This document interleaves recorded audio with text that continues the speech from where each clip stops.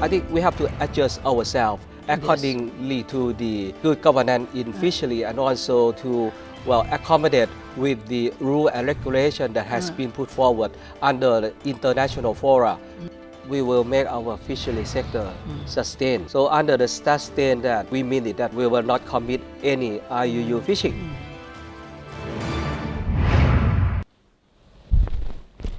Sawadee, welcome to Thailand Today, and I'm Kusuma Yotasut as your host.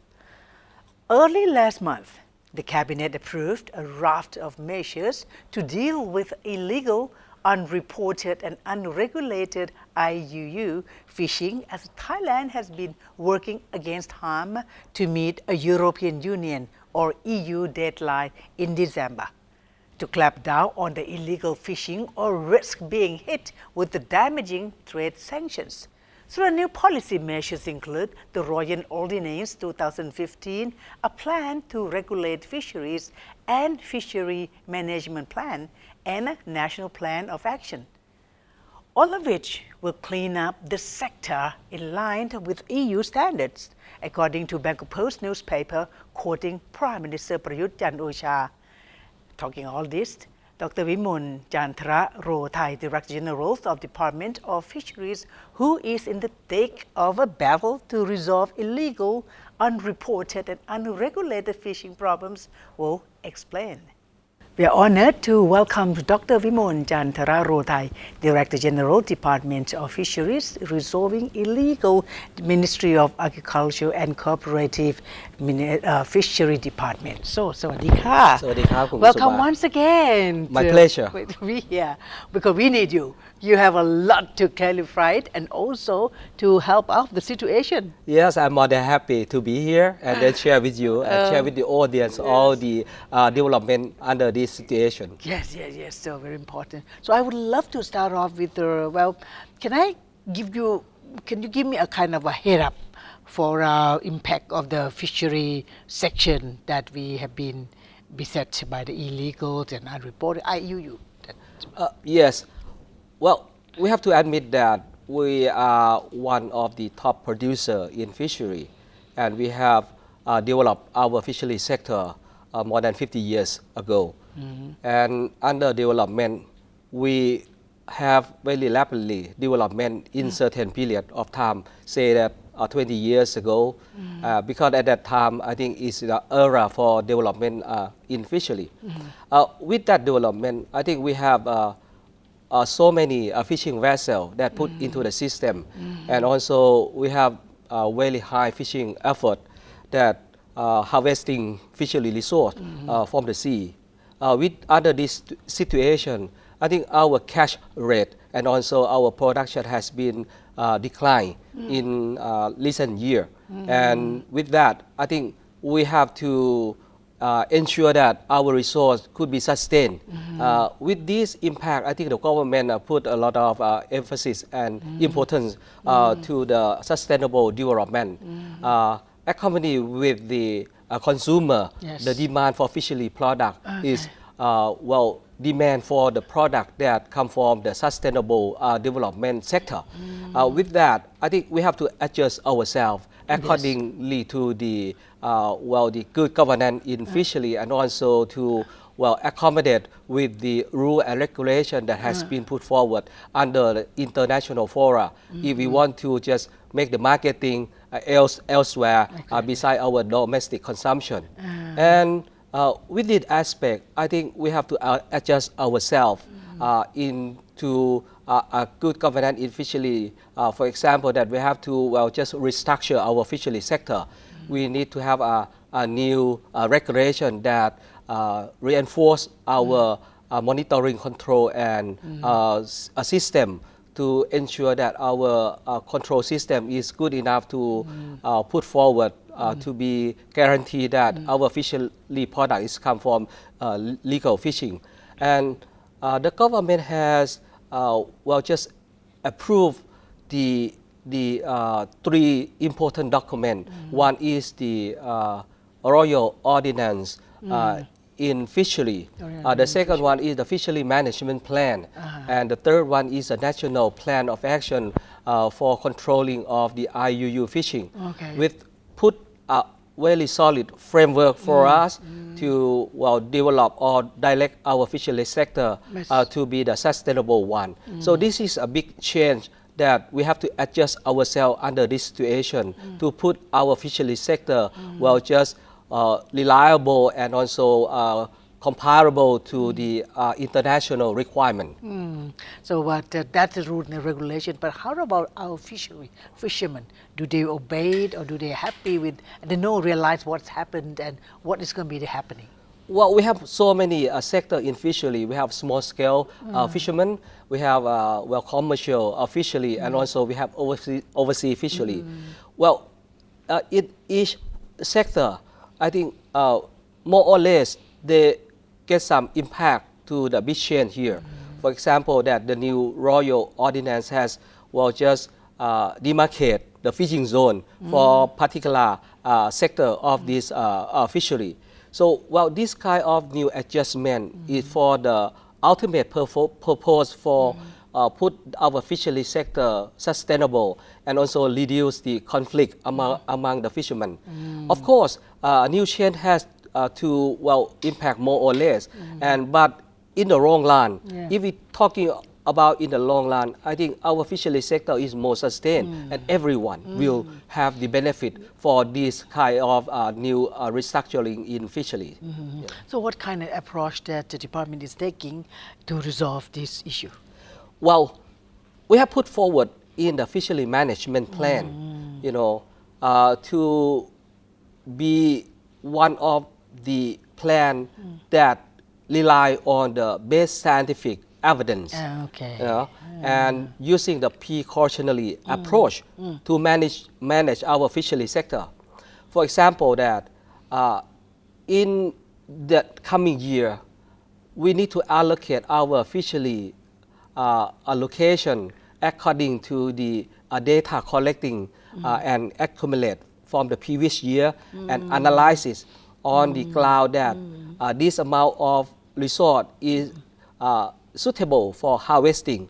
In the scientific terminology, we call it maximum sustainable yield. That means that we allow certain fishing vessel and certain fishing activities that optimize with the resource that really have in the water. So this kind of adjustment is more scientific based management. The other one that we have to put in place is the monitoring, surveillance and control system that need to be more rigid, and we have to enforce the law more strictly. According to we put forward in our legal framework, we have to admit that the penalty is higher than the previous one. This purpose is to draw back the incentive for the fishermen to do any wrong, because if the penalty is very small, I think it's so risky that the fishermen can go back into the illegal fishing again. So this is the concept of the new Royal Ordinance. The other one that is the basics for our fishery management plan is that if the resource is too limited, we have to adjust ourselves by reducing our fishing capacity. For example, the fishing vessel or maybe the fishing days, to commensurate with the actual resource that are available. And one of the things that necessary in this fishery management plan is that the data, the information is very important, that the reported from the fishermen to the government to accumulate this kind of data according to the IUU mean one of the terminology is the reported. You need to report it to the government. This kind of information is very useful for further management fishery in the further years. So this kind of concept is put forward for the purpose of the sustainable and for the good governance in the fishery, and also this is commensurate, comparable with the international requirement. With Thailand is one of the member of the international organization that we have to going with that kind of commitment that we have. Yeah. We've been talking about this measure that we are under the yellow cards, but well, I would like to know whether in the meantime, we talk about there's an international part of it, but domestically, do our fishermen understand when they know what is the risk consequence? But in the meantime, supposing these particular months is allowed for them with the proper vessel, but how about the rest of the day of the year? What do they do? Are we providing something for them not to go back to commit that again because they have something to be done, Yes. some work to be done? Yes. Yes. So they have to earn living. All right. So what do we do for that? Well, actually, the fishing activity still can, proceed as it is, but we just make more order on the system of the authorization. Okay. For example, if your fishing vessel do not have the registration, you need to have it. If you are not authorized to fish, you are illegal. You have to do according to the law. You need to have the authorization to fish. In this case, well, the fishing activities still can go in if you are one of the good fishermen that are just within the framework of the law. You know, you can do it. For the one that cannot go further because they have the illegal fishing vessel or no registration of fishing vessel, no fishing license for fishing activity. Yes. Well, the government provides the alternative for them. For example, you can change into the other occupation, or you can change your fishing vessel to the other activity. For example, tourism, you know, to be the tourist boat, or you can use it for some other purpose. But we are not allow them to go into the fishery system because this will put more capacity to our water. You know. Anyhow, the government do not just neglect the fishermen at all. You know, we try to accommodate and then resolve the problem for everyone. Yeah, you know. That's very interesting because they are not just simply let go and they have to do this. Rules is the rule. Right, we understand that. We have to do that. Yes. Yeah. So let's come back to this IUU. So what has been done to achieve it so far, to get it done to pass the level of yellowish? Yellowish, I call it. Yeah, we have to set our goal that we will make our fishery sector sustain. So under the sustain that we mean it that we will not commit any IUU fishing. So if we are not allowed to commit any IUU fishing, that means that we have to put our resource more abundant, more plentiful enough for the fishermen to do their fishing. So the government has to do many activities. For example, we need to rehabilitation of our sea by putting the artificial habitat. You have to just control the fishing activity, not to allow any restrictive fishing gear. We have to just control the fishing activity by just keep the monitoring, control, and surveillance very stringent.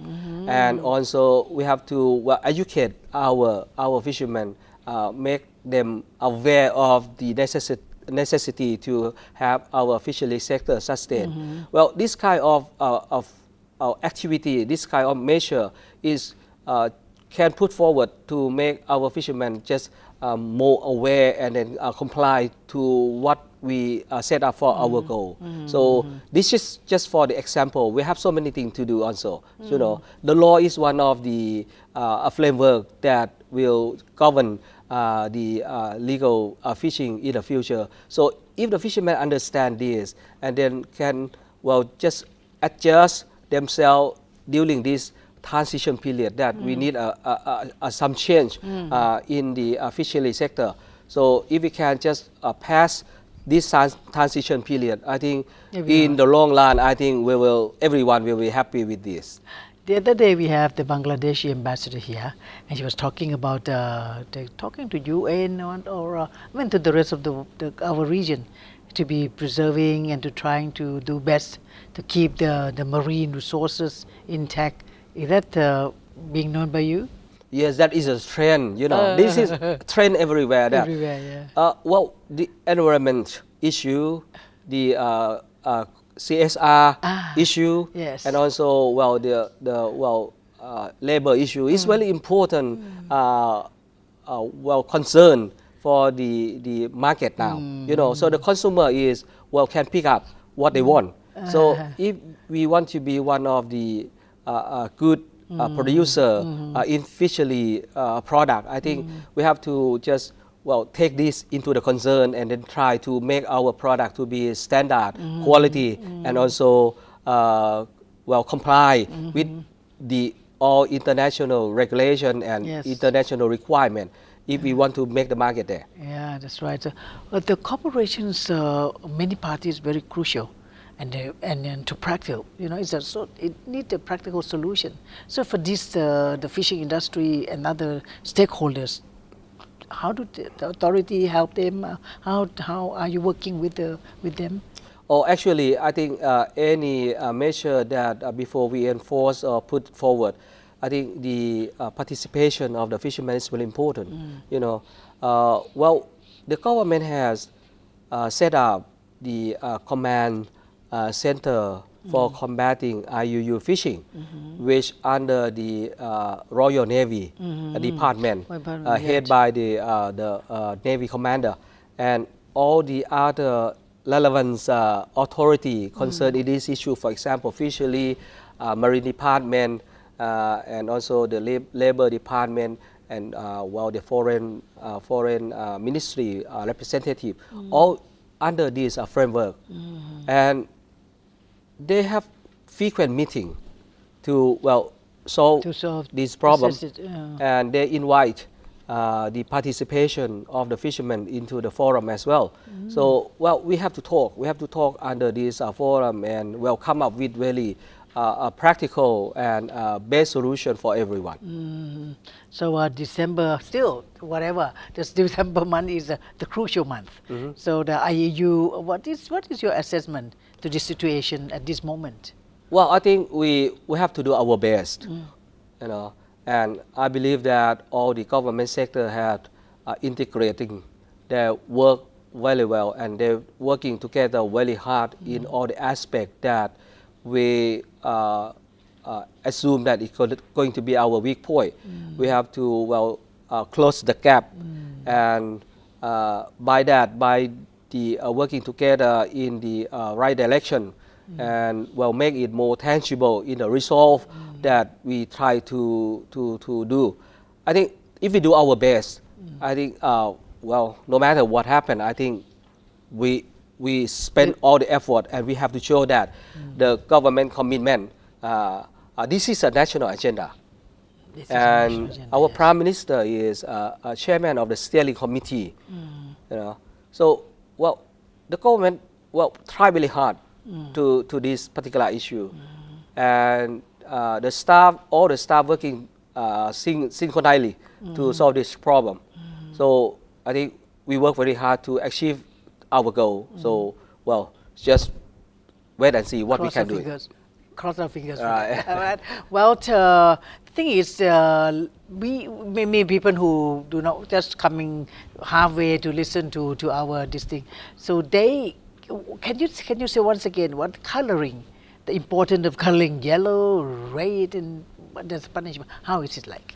Well, actually, the EU regulation regarding to this fishery sector to combating IUU. There is a 3 step. One step is the green. Green is every you are very good. You are very good, and you are not imposed by anything. The yellow is more warning, just warning that you are just vulnerable to be in a position in a red position if you do nothing with that. But of course, the red is the one that you may have some impact on the import-export of goods to the European Union country. But actually, how do they know what kind of information they receive? Because I think Thailand is standing in the position of the green and yellowish because been doing good because we are the fishery region Yeah. people. So Yeah. so what's that? That Yeah. Thailand to be created that much. Yeah, I think the communication is we communication quite closely with the EU, and also under this scheme, I think we have been evaluated, time to time on that. So the readiness of the information, the evidence, and the progress of we have done what we have done according to the all the work that related to the IUU, including the effort that we put it in every means that we try to do will be collection and the information that used for consider what a status we will be. Very interesting because so I have 1 or 2 minutes left and because listening to you I'm feeling so confident. I'm as a person who do not work in the fishery department, but we feel confident that things going to be done, this is going to be good. So can you elaborate and talk to the people and confirm to them that if you follow rule and regulation, things will be all right? Yes. Well, I think we are in the transition state that we need to adjust ourselves into the position that we have to go forward to be the sustainable development in fishery. So all the measure that the government had put forward is for that aim, for that goal, So all the fishermen during this time, we know that, more or less, they will have to adjust themselves. But because this is all news, the new royal ordinance is news, and also the fishery management plan is a very broad framework for them. So if we can work together, participation in all the activity and work together under this aspect, I believe that we can just go to our goal to be one of the country that has the the position that we are the sustainable fishery development country. So just persuade all the fishermen, all the stakeholder involved with this particular issue to come to work together and consult closely with us, with the government. Thank you. Please continue with your great work. Yeah, thank you. Thank you very much. So Thailand Today greatly appreciate the time we had with Dr. Wimol, Jantrarotai, Director General of the Department of Fisheries. What is at stake in the IUU issue is an estimated loss of 30 billion baht a year if Thai seafood products are banned from European Union market.